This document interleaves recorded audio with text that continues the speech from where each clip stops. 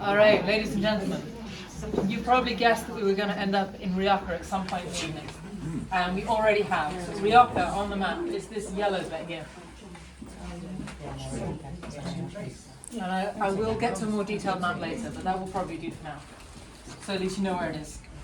And of course, as everybody I think is almost certainly aware, Rioja is primarily known as a red wine region. Yeah. So at this point, we'll do a little bit of the history of Rioja. It's quite interesting, very different from the rest of Spain. This is not one of those regions that only really came back in the 70s through 90s.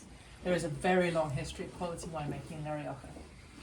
And in particular, there's a really long and interesting history of interchange between Rioja and Bordeaux. So during the Carlist Wars, which was 1833 to 1876, I'm sorry, I have to look down to remember the dates. At that point, a lot of people left La Rioja and they took exile in Bordeaux.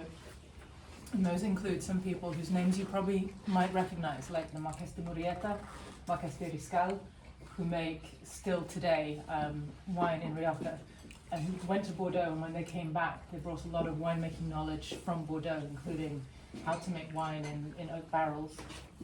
And then later, when in the 1860s, when phylloxera hit France, Rioja effectively stepped in to fill the gap. And a lot of winemakers at that point from France moved to La Rioja and started making wine in La Rioja from the grapes that were local to there. And by the time actually that phylloxera arrived in 1899 in La Rioja, by that point people had worked out what to do, so it wasn't quite as devastating in Rioja as it was in some parts of France. But you have this interchange between Rioja and Bordeaux throughout much of the 1800s. And it's now one of only two regions in our whole of Spain that has the highest level quality denomination. I've shown you where it is. It's in central Spain to the north. Hot, dry summers, lots of sun, mild autumn, surrounded by mountains, protected. It has a very unique climate and it's absolutely perfect for growing grapes. Now, as you would probably expect, not very much white wine. Only about 5% of the production is white. And there are 9 authorized white grape varieties, but the one that's important is this one, which is Viura.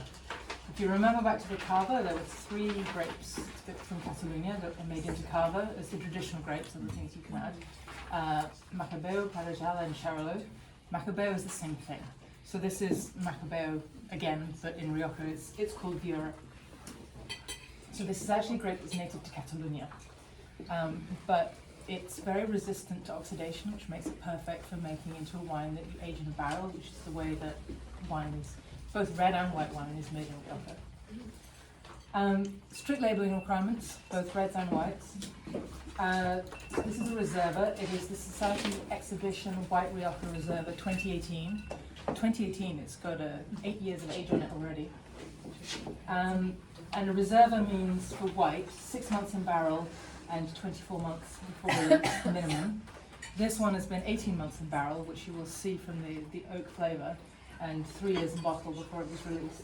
So good lot of age, much more than the requirements. And just to set your expectations, not all white Rioja is oaked. In fact, the more modern style is not to oak and just to produce a fresher stainless steel tank kind of wine. But this is the traditional style, and I wanted to give you a traditional style, partly because it's the classic version, also partly as a contrast to the one we had a moment ago. So, this is mostly Viura. A few other bits and pieces in it. There's a little bit of Malvasia, Tempranillo Blanco, Garnacha Blanca, Cervantes. So there's some other things. But basically, this is a classic white Rioja, white Viura made in oak barrels. It's made by Bodega Clásica in the village of Son Sierra in Rioja Alta, and I will explain about the different areas of Rioja as we get into the red section. It's a very modern facility. It's built in 2006. It's managed by the Anambari family, and they run winemaking projects across various different regions of Spain, but this is one of them. And it's very classic Rioja winemaking. So you give it a try. It's very different to the previous one. Much lower acid, A bit of buttery character, nutty character. There's still some citrus, still some floral. Let someone say creamier, that's absolutely right. But it tastes special. And you get a bit of vanilla and a bit of sweet spice from the oak. And really, for me, I'm almost done.